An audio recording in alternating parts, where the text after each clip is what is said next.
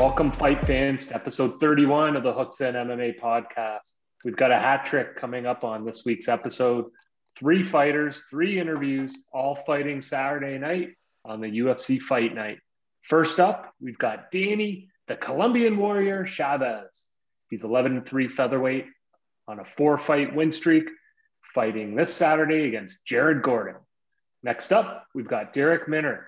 He's a 25-11 featherweight coming off a big win over Hookson alum TJ Laramie. He fights this Saturday against Charles Rosa.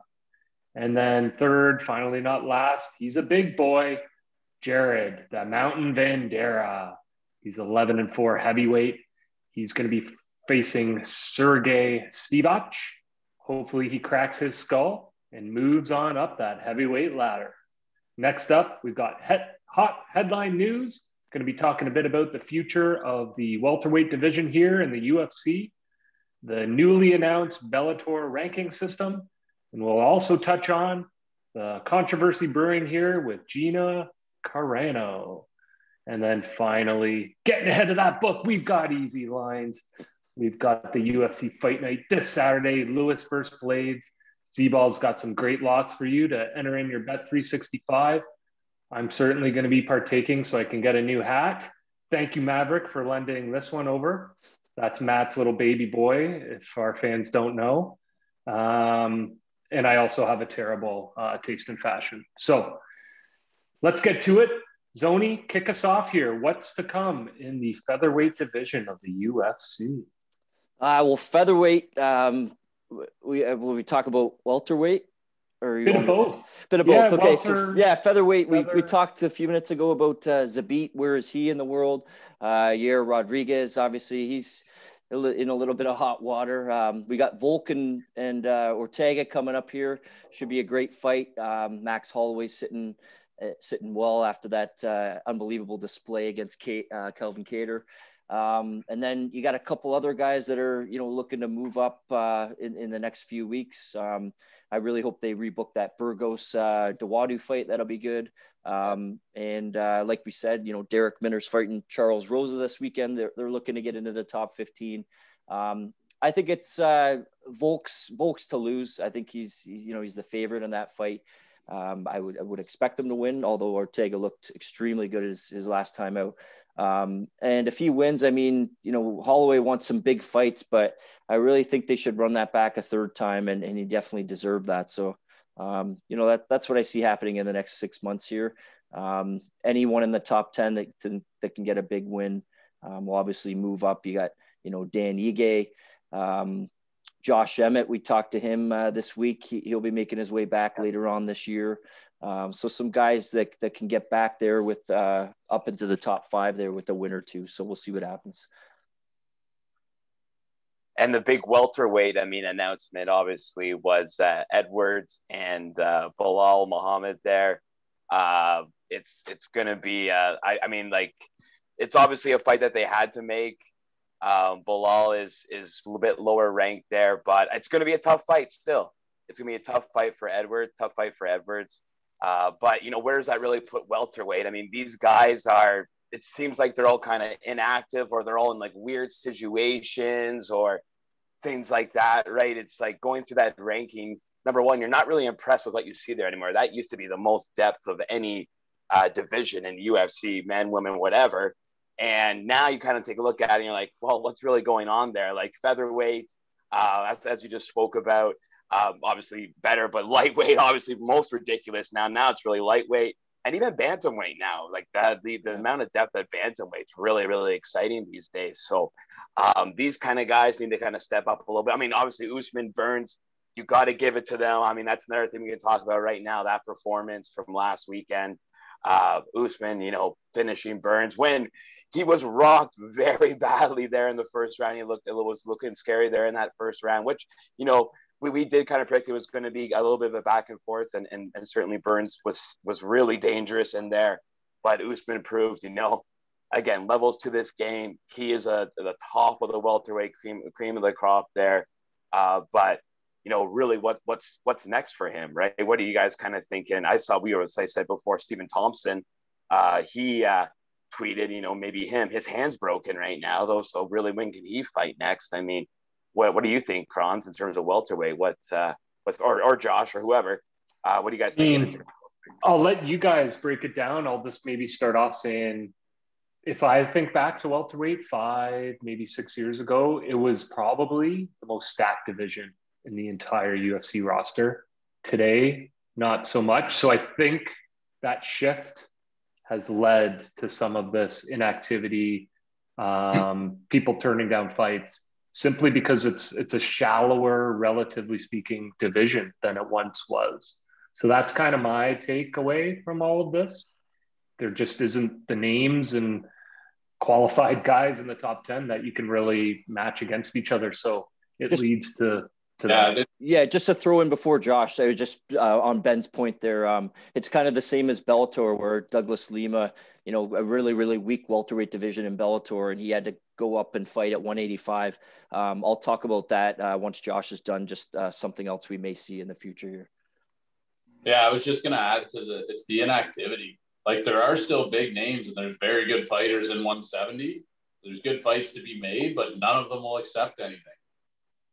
Yeah. It's just, I don't understand it. Like, Covington Masvidal seemed like it would be a home run. That would sell so many pay-per-views. Obviously, now it's looking like Usman Masvidal, which will also sell a lot of pay-per-views, but I just don't see why there's a huge delay always with these guys. Just sign the fucking contract and do your job. Yeah, I couldn't agree more. Sorry, go ahead, Z.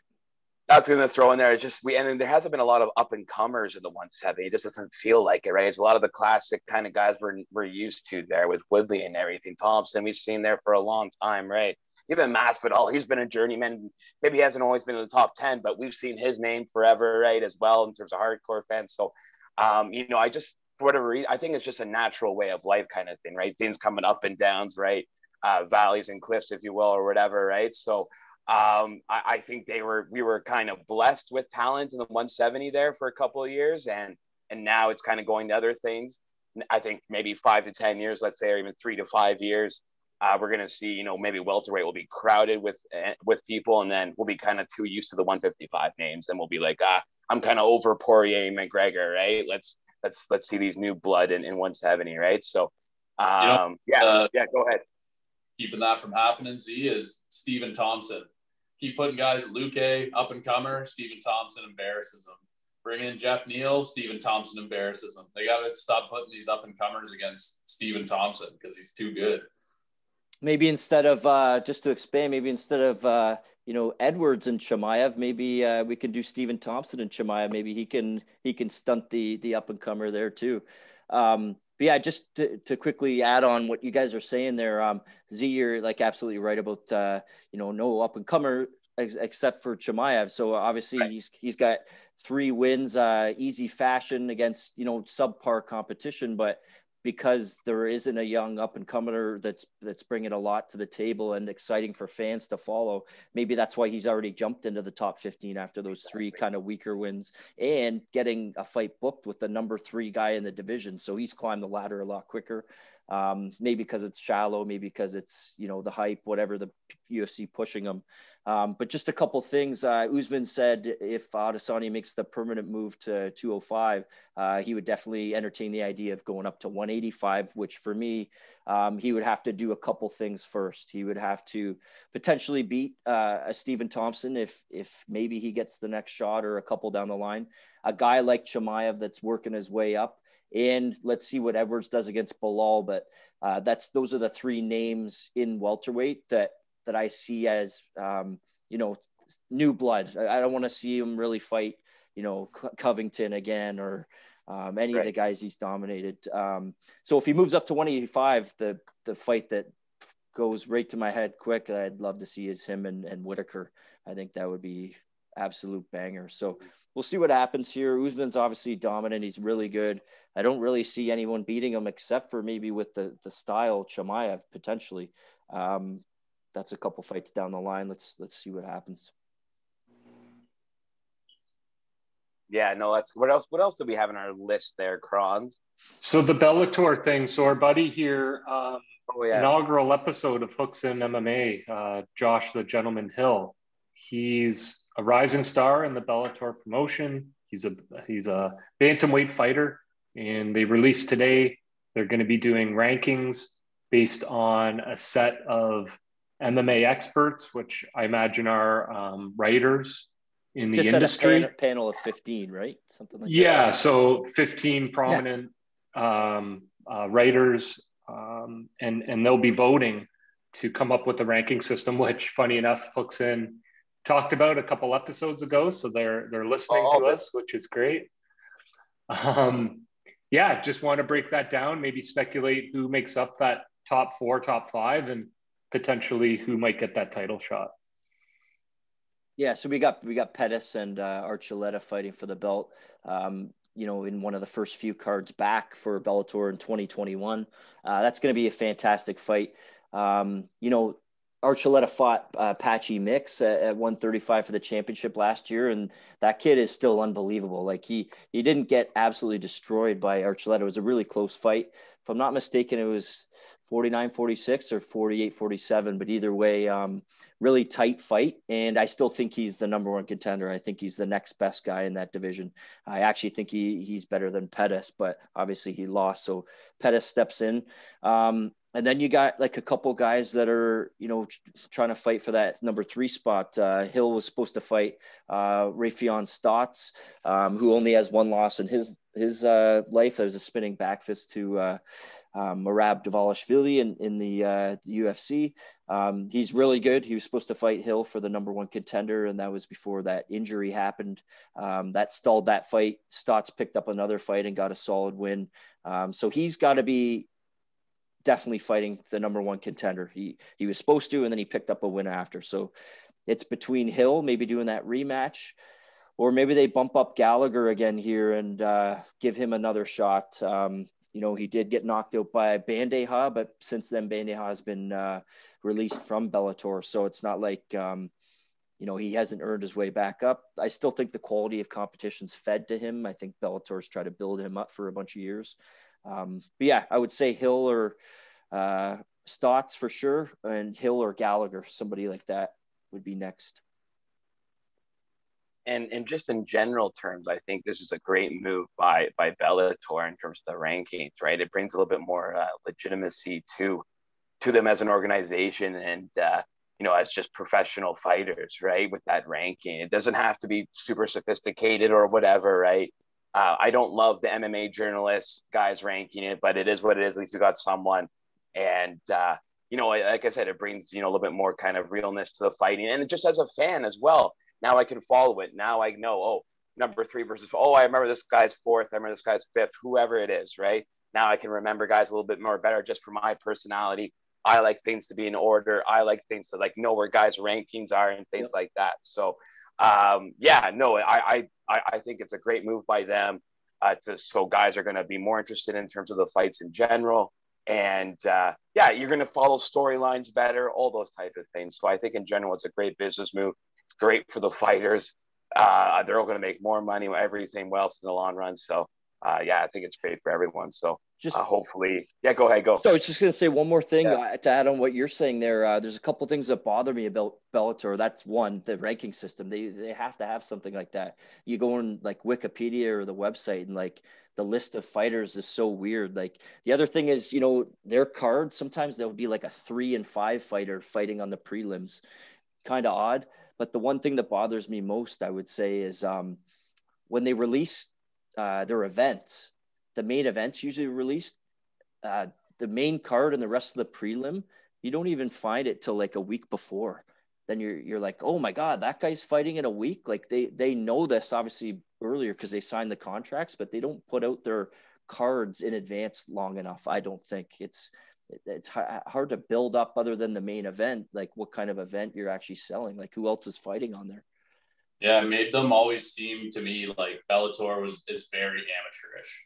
Yeah. Like you watch any of their fight cards and it's like something that you go to the Kitchener Auditorium to watch.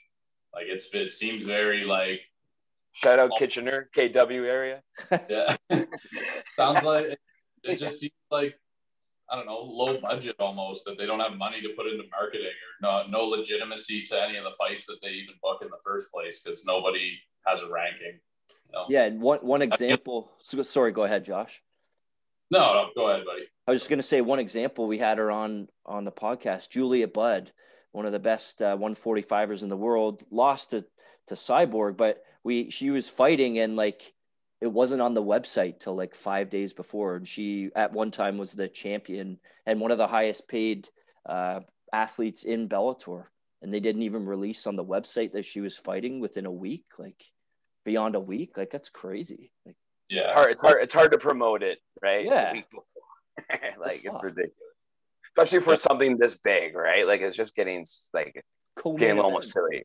Yeah, exactly. So even the big ones, these April ones, right? I mean, like it is, I guess, whatever it is, whatever.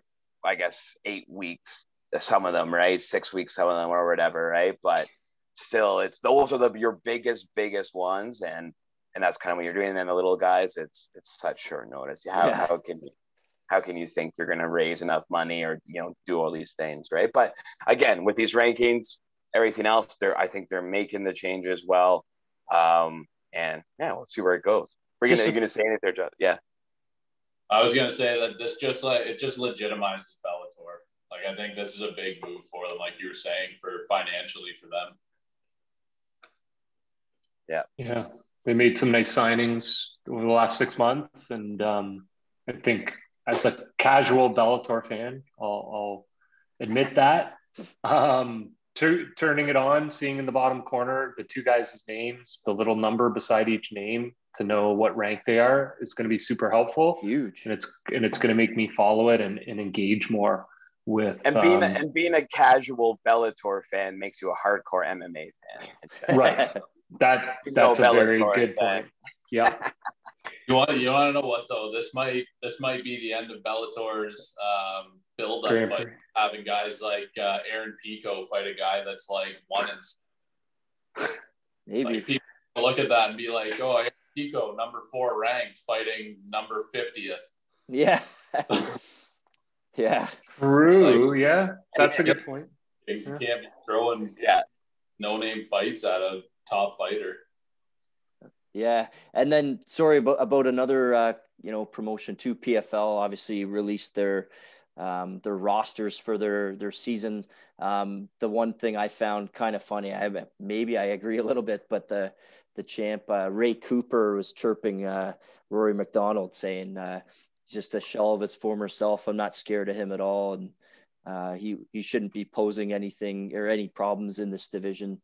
And Rory actually looks, I mean, you can never argue like the mental aspect of it, right? Like we always will wonder, how much got taken out of his brain from the Lawler wars, but he looks in the best shape I've ever seen in his life, and he's still relatively young in the sport, besides those brawls. So I don't know. I'd love to see him go in there and win $1 million. I think he deserves that based on, what he's done throughout his career.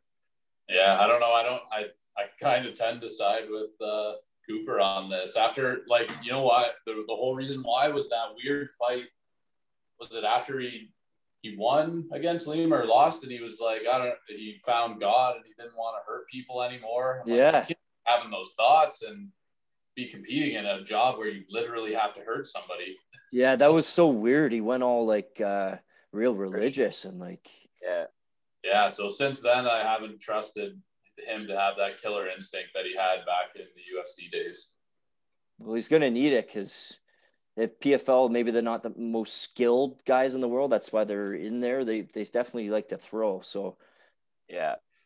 Well, I think what he said was, his motivation earlier on in his career was, I guess, kind of anger at people or things that earlier in his life, and that kind of went away when he became more of this religious type person, right? He kind of forgave and kind of didn't really care so much about this anger, right? But I think at the same time, he still, ultimately cares about his family, obviously, providing for them and his career and everything else, and his skills are better. I mean, even as an MMA fighter, like I as you get older, obviously your physical skills go down, but I think your mental skills always continue to grow as long as you continue to train and stay active and all those things. So I think he definitely has a chance, but yeah, his mental game is definitely a little bit in question there. And as Zone said, if it's not totally 100% there in check, then he's going to still have trouble in PFL. And again, these are great. Like I said, PFL tournaments, like not really, again, not UFC, not even Bellator, but they're offering $1 million, like $1 million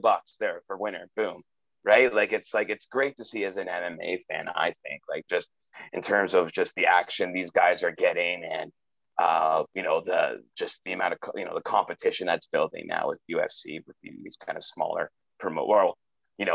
smaller promotions compared to UFC, but now they're starting to get like big and within themselves, right? The guy we chatted with this week, Philippe Lins, was the heavyweight winner there, and then he comes over to UFC and lost to Tanner Boser and got finished by him, lost to another guy, and you wonder after winning $1 million, like maybe he was satisfied and wanted to challenge himself against the best guys in the world, but he could have easily stuck around and potentially won that. Although Fabrizio Verdum's over there now, and he just said the other day that he thinks he could finish John Jones at heavyweight. So I thought that was pretty funny. Okay, Yeah, now he says it when he's in another promotion. No. Yeah, exactly. Come get me. Yeah. Pitch move. Yeah, I was reading too. So they just signed a 2-time Olympic boxing gold medalist, Clarissa Shields. Oh, yeah. Who's going to be making her MMA debut in PFL. So sounds like she'll get a headline event this summer, which again is interesting, right? Because now you're bringing some boxing fans, potentially Olympic type fans into the MMA sport. And you look at the funding they received, I think it was just today, it was announced $65 million. So they're currently owned by the owners of the Washington Wizards, Capitals, and Nationals. And this new series of funding is out of the Los Angeles Dodgers investment arm and also by the Atlanta Hawks owner. Wow. So very interesting to see those are the guys pulling the strings from the executive C-suite. And something tells me they're going to try to market it through these other channels that they're already successful business owners in. Yeah, so that's interesting. That's the thing. They've been successful in these other professional sports, right? So they know kind of what it takes in terms of the type of marketing that works for the type of promotions or whatever, right? So TV deals, exactly. apparel. They already have the connections, right? Yep. All those things. So although it's obviously, it's different than basketball, but it's still, it's still sports. It's still the same type of fans, same type of target markets, all that shit, right? And so the thing that stands out for me most, I know we're sports fans in here. UFC has their way. We've talked this a ton of times of, who's more popular, who are they going to make? It's not necessarily the number 1 ranked guy against the number 2 ranked guy. It's, somebody might have been hot lately or whatever. And then Bellator's got their Bellator tournament, right? Their tournament of 8 or 16. And then PFL's unique in the way where it's got a regular season and playoffs. So I love that because you can track it every week. If you finish someone in the first round, you get, I think it's 3 points. In the second, you get 2. If you get a decision win, it's 1 or whatever. And then you actually make it to the playoffs. If you didn't accumulate enough points in the regular season, then you're out. The 8, whatever, make it, and there's your quarterfinal, and then you have playoffs, and then they usually kick off the end of the year, New Year's Eve, with the $1 million tournament final. So I just love the way that they organize it because it's way different than any other MMA promotion, and it's kind of like a lot of the sporting things that we watch, like NHL and NFL and NBA and all that stuff. So you got to wonder too what getting these big guys in with ties to the sports world industry, and then through that media with commercial coverage and stuff like that. Like, I don't know about you guys, but I have never seen, outside of like bjpen.com and MMA Junkie and stuff like that, I've never seen a PFL commercial. I've never seen a YouTube ad for it, nothing. And it's $1 million tournament. There's literally $1 million on the line. It's so easy to market that. Be like, winner gets $1 million cage match. Yeah, the only time I've seen a commercial is on the night I'm watching it when it's saying next week at this time. That's when it's on. Yeah, someone tells me their marketing spend is more regional, targeted to the US, and probably, unfortunately, Canada didn't make the cut. 65 million will change that now, right? Like exactly that's what I was going to say. Yep. Yeah. Now they can pour the majority of that money into signing big names and just getting brand awareness, just pumping out, like Josh said, YouTube ads, And whatever. I just thought of this. It's funny. It's like, oh, you know, we say, I don't know, like, oh, this guy gets $1 million. We're talking about like, this guy gets $1 million. Literally the entire organization's got 65 million. So they're going to give 1 million to like 3 different guys or whatever, 4 different people, whatever it is. And then they get to keep 60 million themselves. So you know what I mean? Like, obviously there's a lot of expenses that go into this, all these other things, right? But I'm just saying that there's obviously some room in there for some marketing budget and some other things. So, you know, I get it's just very encouraging to see, and hopefully, you know, I'll be watching a little bit more PFL myself this year. Yeah, for sure. So, Anthony Pettis coming over, like Olivier Aubin-Mercier, the Canadian that was in the UFC. That's True. A great lightweight division there. You know, Rory McDonald, like we talked about, Fabrizio Verdun. There's a bunch of good names. Do you guys know anything about the pay structure? Like throughout the regular season and stuff, do they still get paid? Like Pettis, will he be getting probably like $200K a fight? And then if he wins, he gets $1 million on top of that? Or does each fight come out of the total $1 million to start No, with? they get paid per fight and per event or whatever. But that's a good question on who you are. Pettis is obviously going to get more than Olivier Aubin-Mercier. So yeah, I don't know what that is, but I know they do get paid. I think I saw like 25 and 25 or something was the standard per fight. And then obviously you can. If you win. Yeah. And if it's a season, I imagine there's got to be some sort of base salary, right? Because you're committing to a certain duration versus UFC. It's all this one-offs. So it's interesting. Yeah, I would love to learn that. Here's another thing, Josh. In Z-Balls, you guys touched on it. They've publicly announced the 65 million the money will go towards specifically talent acquisition and international expansion. Wow. So, okay.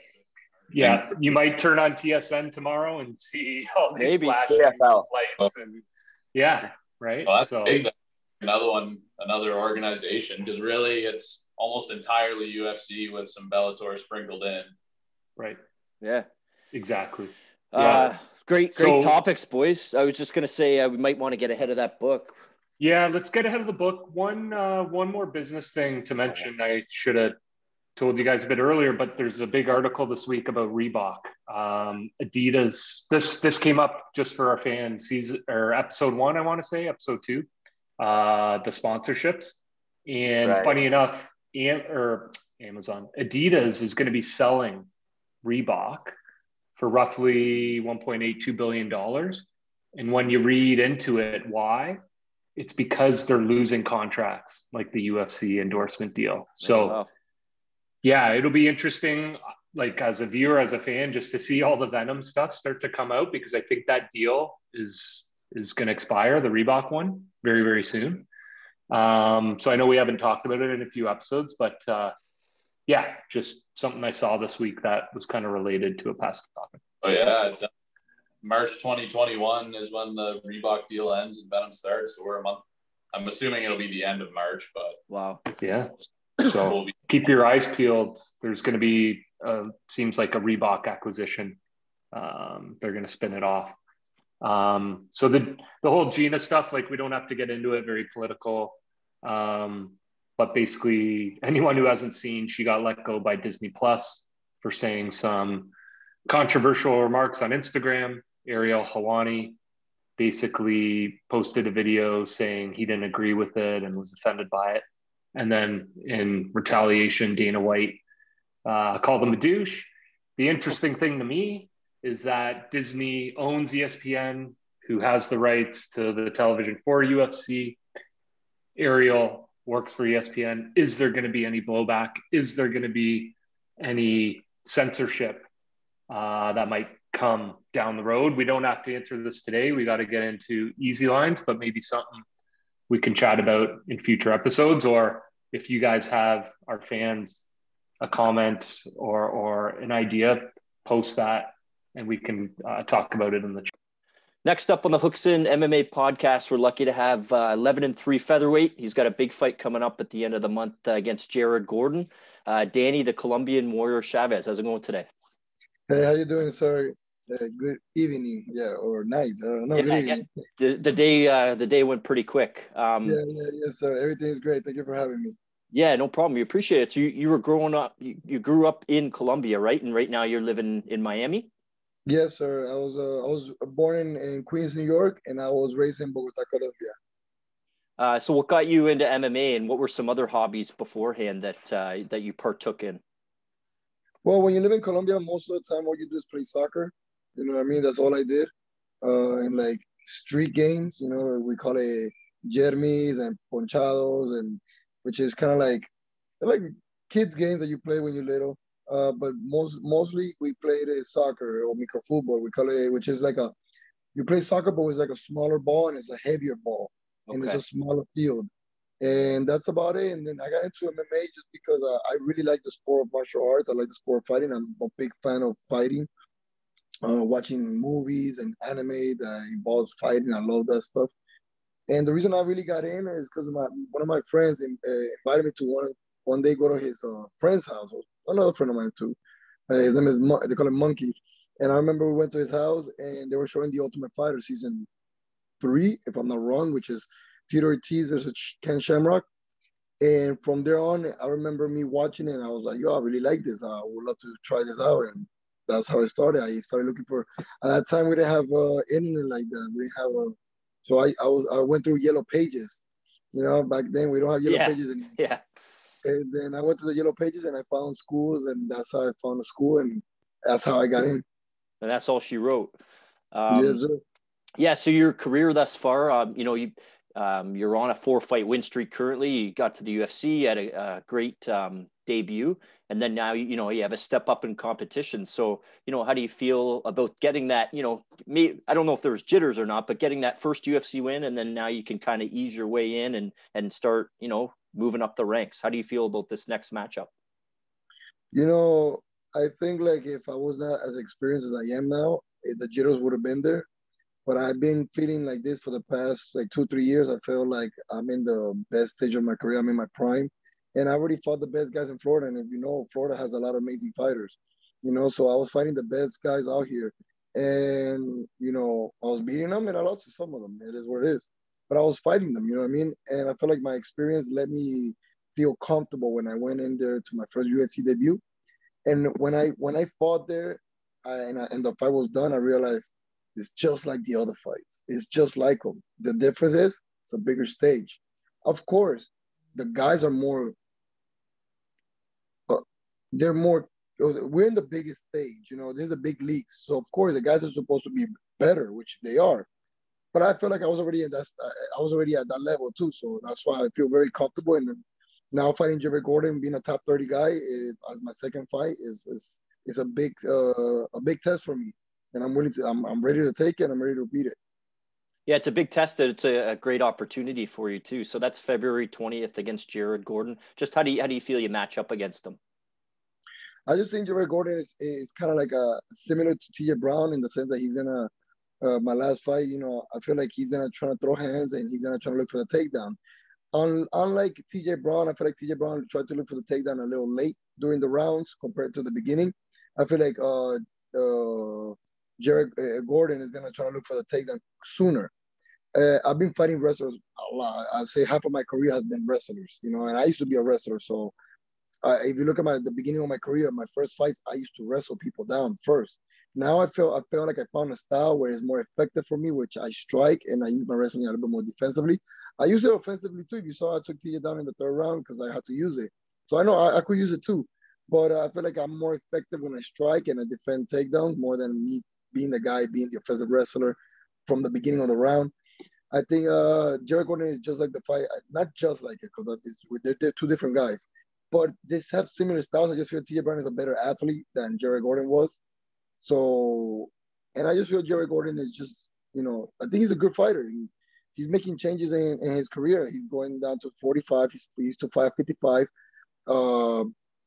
He's been through a lot in his life. I heard a little bit of things, rumors go around the community, and I heard he's been through some stuff in his life. And I think that people that change their lives are dangerous people. You know what I mean? People that are willing to make changes are dangerous people. But I'm a dangerous man too, and that's it, man. You know, we all have a struggle. We all have a story. We all have a struggle story, and it is what it is. I'm not here to feel sorry for anybody. You know what I mean? Nobody's gonna feel sorry for me, so I'm there to beat them up.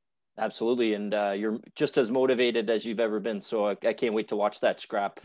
So leading up to the fight, you know, training camp, weight cut, then you have your fight. What do you like to do afterwards to celebrate? You know, I really like to spend time with like my close people, my circle, my small circle of friends and family. That's what I like to do. We just literally will go out and eat some wings, drink some beer. If anything, go to their house. Actually, the last time one of my students invited me to his house and we made tacos and we just ate. We just eat food and watch movie. We go to the movie.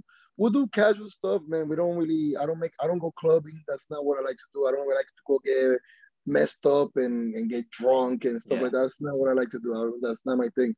But I already have plans for this fight. After this fight, I'm planning to go back to Colombia and visit my family, and I'm planning to go over there and visit Colombia. I haven't been there in 20 years, man. So it's been a long time, you know what I mean? And I think I deserve to go again and enjoy my culture again. It's been a long time, man. So and most likely I'm gonna bring my friends with me too. We're gonna have a good time. That's awesome, especially after the past year of everything happening here in the world, right? You're going to need that and enjoy that. So spend that time with the family. Do you have any other hobbies that, you know, outside of training and fighting? Is there something that you like to do on the side that's just, you know, it eases your mind or something fun to do? To be honest, I like watching sports.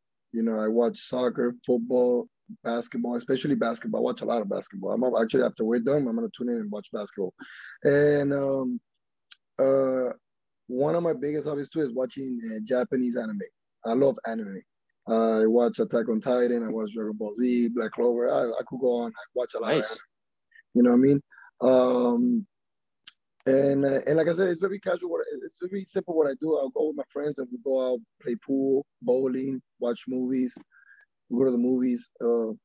Nothing crazy. And I like to, you know, to be honest, one of the things I like to do, I like to go eat some fire food. And when I mean fire food, I'll go to Texas to Brazil. I'll go to Red Lobster, which is like, you know, I go to those nice restaurants. I like to eat nice food, you know what I mean? And just hang around with my friends. Like literally, that's what I do. I hang around with my friends. Yeah, and you say it's simple, but that's actually like legit fun stuff to do. So that's awesome. I like to do a bunch of those things too. And Red Lobster is one of my favorite restaurants. So I love it. Our last segment's called Between Rounds. I'm going to ask you a question. You give me your best answer, okay? Go for it. Favorite kind of food to eat? In what sense? Junk food or regular food? Any. Give me one of each. Okay, junk food, pizza. Regular food, I really like sopa de mondongo. It's a soup. It's a tripe soup. It's just one of my favorites, man. Like empanadas, Colombian empanadas. They're so fire. Those are the two things I always buy when I go eat at Colombian spot. I buy empanadas and I buy sopa de mondongo. Favorite sport other than MMA? Soccer. You're a Colombian national team fan? Santa Fe. Santa Fe. Favorite getaway spot in Florida? I don't really go out that much. The park to go play basketball. I go to the park a lot. That sounds good. What about favorite country? And you can't pick Colombia or USA. I would love to go to France. I would love to try some pastries over there. That'd be cool. Favorite kind of music? Oh, I love music. I love all types of music. But if I have to pick one, I'll say rap. Favorite rapper? Tupac. Oh, me too. That's awesome. Favorite movie of all time? Man, they gave me that question not so long ago. Hold on, man. That's a hard one. Which one I watch? It's between Men on Fire or Forrest Gump. I'll say I'll go. Both good. And I'll go Men on Fire. Okay, both are good though. And on February 20th, Chavez or Gordon, and how's that fight gonna finish? Oh, of course, me getting my hand raised and I'm knocking out Darrick Gordon in the first or second round. I'm trying to go to distance, and if I do, damn it, I'll hate that. But knocking him out, first round or second. Any sponsor shout outs or social media to finish up? Yes, sir. I would love to take a quick shout out to Smoothie Spa. Everybody knows I love eating over there. White Lion Therapeutic is she's in charge of healing up my body. Stretch Zone, I get stretched up by them. Show, they gave me some fire gloves. I don't want to miss nobody. I don't want to miss nobody. Hold on. Those are the only sponsors I'll say. You know what I mean? Like, let's see, I have other sponsors. Let's see who Lazaro Fernandez Dental Place. They did my mouthpiece. That's about it. As a sponsors, of course. Yeah, well, we really appreciate your time. Looking forward to that fight. We wish you luck. And February 20th against Jared Gordon. We really appreciate you coming on here. Danny, the Colombian Warrior Chavez. This is Hooks in MMA. Oh, man, thank you very much. And I just want to give a quick shout out to my team, MMA Masters, my coaches, Cesar Carneiro, Daniel Valverde, my wrestling coach, Marino, my strength and conditioning coach, Jonathan, all my teammates, and my family, my friends, and my motivation, I'm a coach, so I got students that I'm actually walking, teaching them how to do this, you know, through the same journey I went through. Alexander Martinez, Justin Arteaga, Richard Mayor, Kevin Navas, and Christina. Appreciate everybody that supports me, all Colombia, all Latin America. I love you guys. Thank you very much, and I won't disappoint you. It's February 20th. I'm getting my hand raised. I promise you guys that. You are, and then you're going to get some time with your family, so you enjoy that too. Good luck, and can't wait to watch. You too, man. Shout out to you too. Thank you for the interview, man. No problem. You take care. All right, man. Take care. Thank you. Next up on the Hooks In MMA podcast, we're lucky to have 25-11 featherweight. He's coming off a big win, but he's got a big fight coming up on February 20th against Charles Rosa. Darrick Minner, how's it going today? Good, man. Just got done training. How are you doing? Yeah, I'm good, thanks. Looking forward to the weekend and obviously that card over in Abu Dhabi. Yeah, so growing up, you were born in Nebraska. So what kind of hobbies did you have growing up before MMA? Man, just being a freaking little crazy-ass kid, you know, in a small town, Nebraska. I mean, wrestled my whole life. But, yeah, just, you know, hobby-wise, I mean, wrestling, sports, everything in between. And then, yeah, just causing a ruckus, you know, pretty much. Yeah, it's a typical kid, I think. Yeah. What age did you start, you know, forming that wrestling into more of an MMA, you know, career? 20. I did 1 year in college wrestling, and then after that, I took my first fight. When did I take 2010, maybe 2010, right after I got out of school. And yeah, that's pretty much it. Yeah. So we talked before, what gym are you currently training out of? And, you know, who's in your corner for the upcoming fight? So I am currently at Glory MMA and Fitness down here in Kansas City with James Krause. I will have James obviously in my corner, Dakota Cochran, who's been a long time, one of my best friends. He's always in my corner. Been a long time training partner for me. And then my manager will be in there. So, yeah. Awesome. Yeah, I heard a lot of good things about James Krause, not only the fighter, but the coach. We talked to Tim Elliott and Gina Mazzani last month, and they had nothing but good things to say. So yeah, that's who I stay with. Tim and Gina are good friends of mine. That's who I stay with when I'm down here in Kansas City. So awesome. Those are great people. Great people. Oh, for sure. Yeah. So out of your 25 wins, you have 23 finishes. I mean, watching you in the past few years specifically, you know, your fighting style, really aggressive, you know, exciting. There's no reason why you shouldn't have been in the UFC earlier, but finally your time came, and now you've won 3 of your last 4. You had a big win over TJ Laramie coming out last year.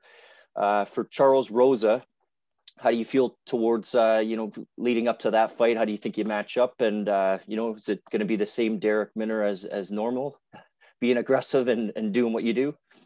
Man, you know, I'm always going to be myself in there, but working with James Krause is really helped me tremendously, man. I don't think I've ever had a coach like that just slowed we just slowed the game down, and like it's just crazy to me like how much the last few months being with him, because I only came down here in August to start with the Laramie fight. So I've only been with him a short amount of time, but we made really big strides in that short amount of time. So yeah, I'm still going to be in there. I'm still going to work for the finish, but I'm going to be more calm about it, more precise about it while I'm beating his ass and then get the finish. You know, I just going to beat him up until the finish comes to me. And so, yeah, I mean, Charles Rosa is a good opponent. It's a fun fight. I'm excited for it.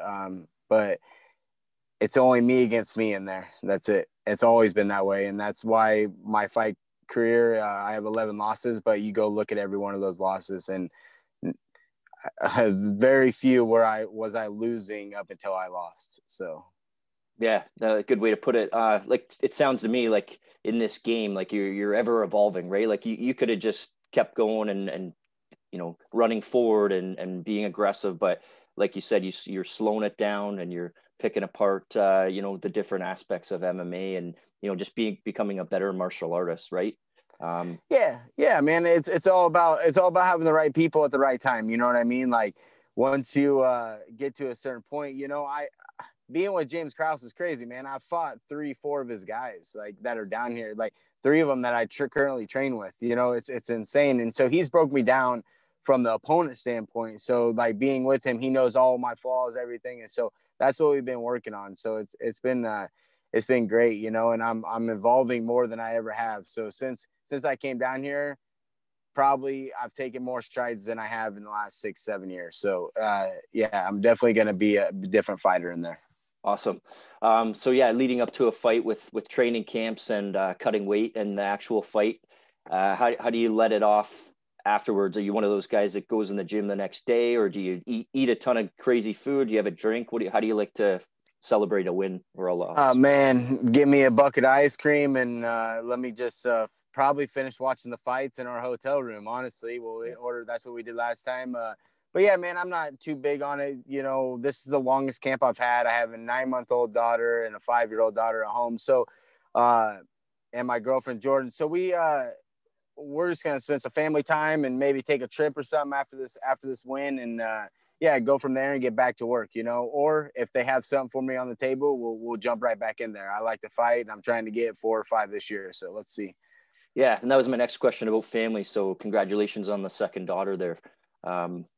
Yeah, what hobbies do you have other than MMA? And you know, you talking about going on a trip with your family? Like, is that something you guys like to do, like just to get away? And well, man, you know, it's different now because now you kind of like being in the UFC, you can kind of tell when you're gonna fight and all that stuff. Like we definitely like to hang out and go on trips and do that thing. And the hobbies wise, you know, it's hard with the last year has been almost 2 years now because my girlfriend was pretty pregnant, you know, so she's not a very big gal, and my baby came out almost 10 pounds. So, oh, wow. So like she wasn't very comfortable for the first, you know, while she was pregnant, and then, you know, having a newborn during this era. So let's see what the, you know, everything brings in this world for now and go from there. Yeah. So.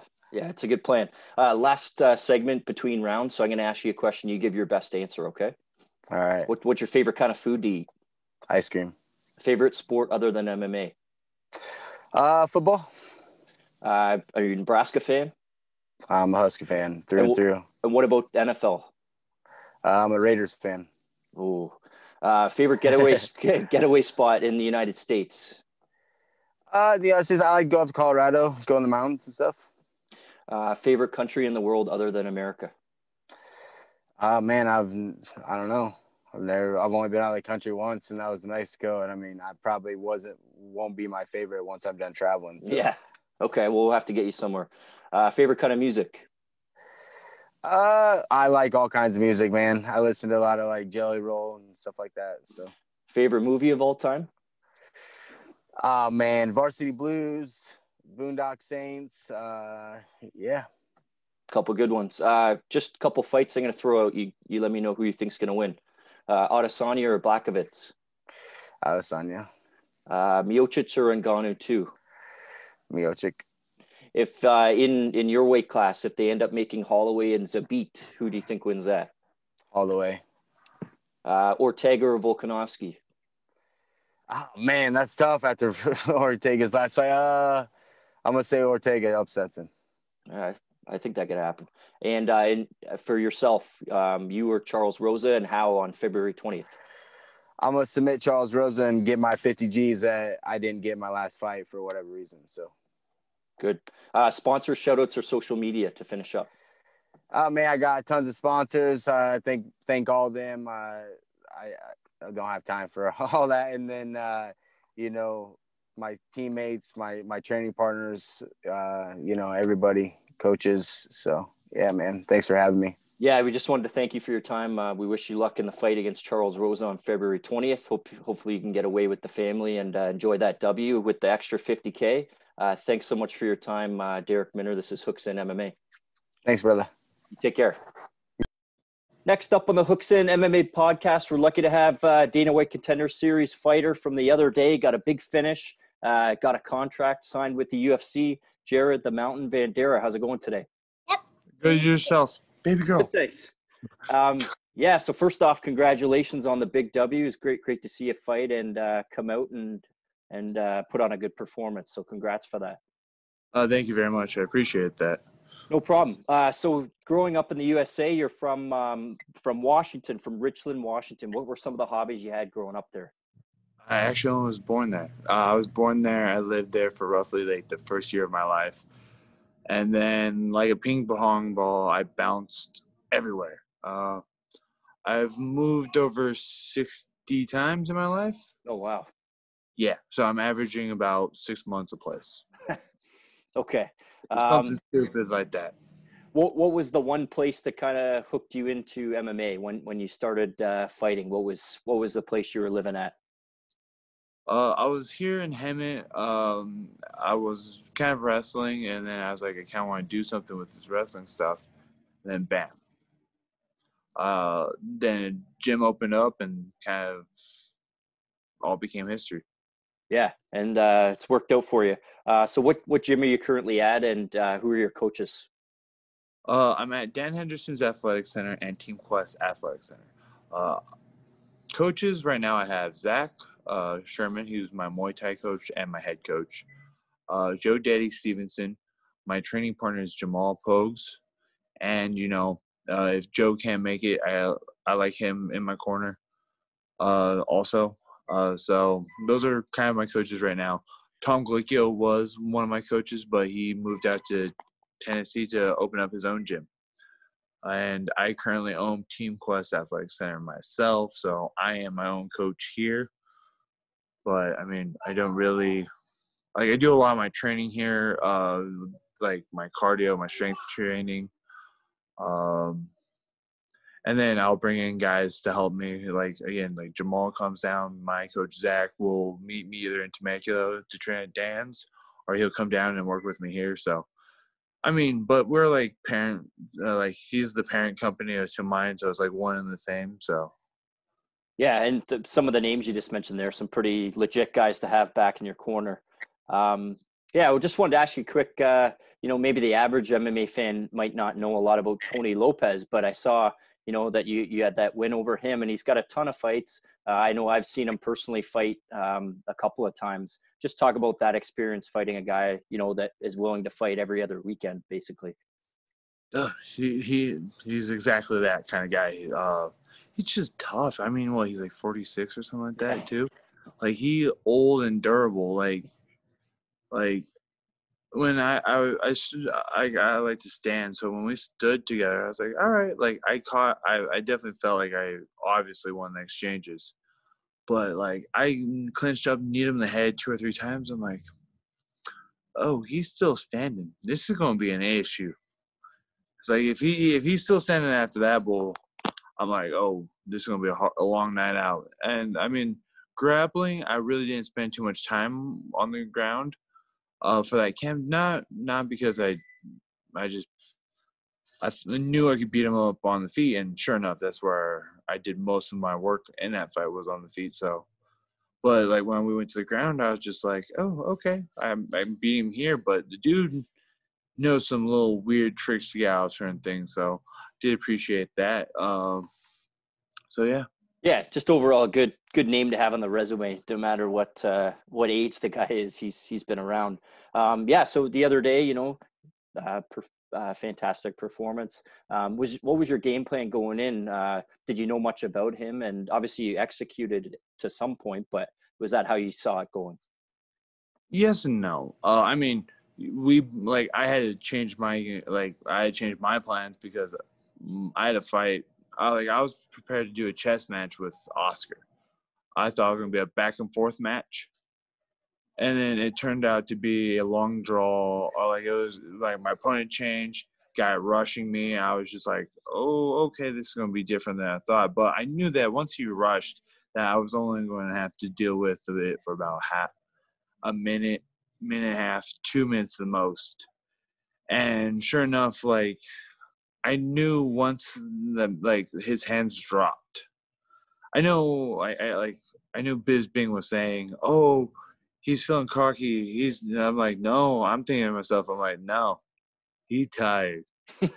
And he had that power. He was throwing haymakers. So, and he caught me a few times. Nothing really too bad, but he just caught me because, like I said, I was expecting a chess match with Oscar versus a Blitz.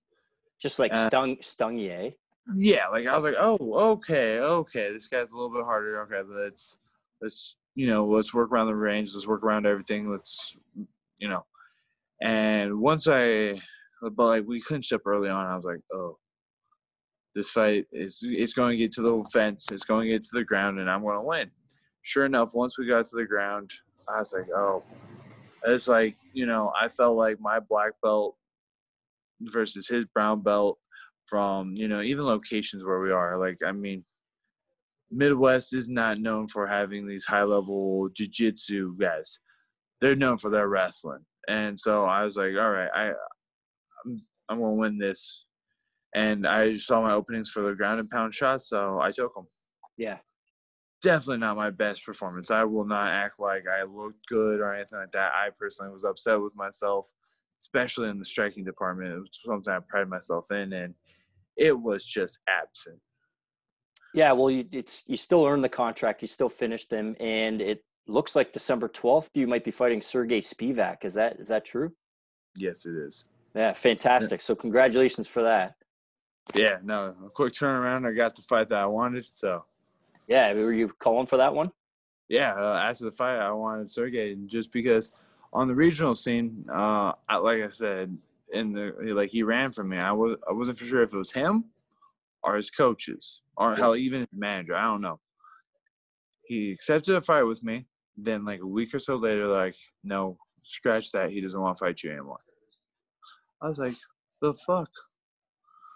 So now he's in the UFC. He has no place to run. There's no excuse for him to run. And, I just want to fight him. And he seems like a fun fight. I think it's going to be a fun fight for everyone, him, myself, the fans. So, it's one of those fights where I'm not anti, it's going to be a fun fight. It's going to be a great fight. And it's, like you said, a quick turnaround. You're fresh. I don't think you're too hurt, and you're ready to go, right? Yeah. No, I'm fine. I mean, I took a shot or two, but nothing really oh, my God, got to worry about. I'm just I'm going to celebrate today and tomorrow.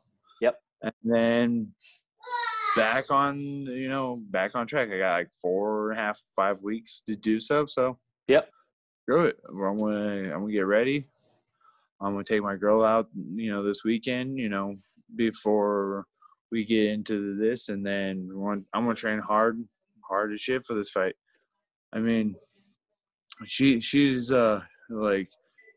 once I came home, she was like, all right, well, fuck, now you're actually in this, so I guess that you're going to have to work harder on losing weight, doing this and that. So I think in this fight, I'm going to look better. I'm going to be quicker, and I think everything's going to be on point this round.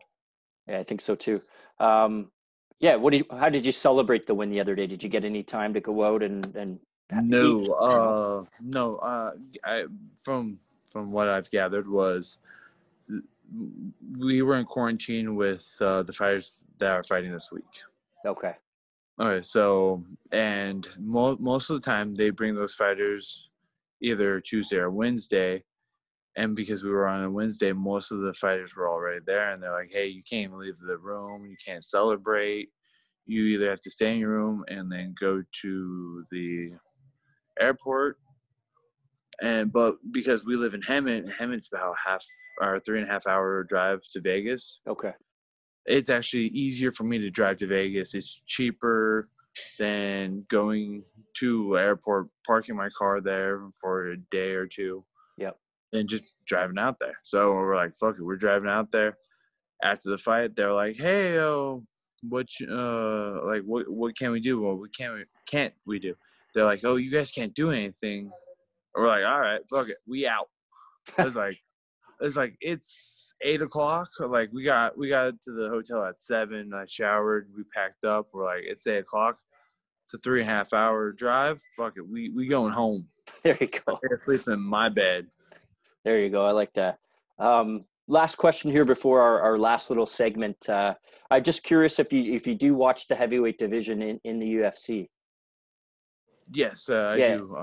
Yeah, so I wanted to ask you about one matchup. I'm from Canada myself, and we got a fellow Canadian fighting in the co-main event this weekend. Bosner. Yeah, Boser and Arlovsky. Who do you like in that matchup? Okay, so for some reason, me and Tanner decided to run into each other 1,000 times. Like he actually was like 2 rooms down from me. So I ran into him a lot. Like I mean, he looked like a quiet guy. So I didn't really want to like be like, hey, good luck, or like I don't know. He just didn't look like a guy that wanted to hear that. Yeah. It seemed like a cool guy though. So like a piece of me was like, oh, and then I saw him check his weight. I was like, what the fuck? You're like 230. I'm like, you look bigger than me and you're 230. I'm like, what the fuck? And so, but he was like, but he seemed cool. So, I mean, I've been watching him. I was excited when he fought Cecil Green. I cannot say or Cecil Jean or whatever. I can't say the dude's name. Yeah, it's all right. I know he wants to fight. He wants to fight Green, but he fought Pazoa and Linz, and he fought Cyril Gahn too. Yeah, Cyril Gahn. I knew he okay. fought. And I was looking at that for. I think that dude's a monster. He is a monster. He's a monster. I'm becoming a big fan, but I became a fan of Tanner because of that fight too. So who do you like in the Arlovsky-Boser one? I think Boser has this, but I'm also like I think Arlovsky was kind of like one of my first fandoms. I was like, oh my god, Arlovsky's a bad motherfucker. Yeah. So there's always going to be a place where I always want Arlovsky to win. But I definitely think Tanner's going to win, and I would eventually like to fight Arlovsky, to be honest with you. But if not, I'd take Tanner too. I'm not picky. I think he's a good. Though he needs to lose the mullet. I'm sorry, the mullet needs to go. All right, our last segment here is between rounds. I'm going to ask you a question, and you're going to answer however you feel. Okay. All right. What's your favorite food to eat?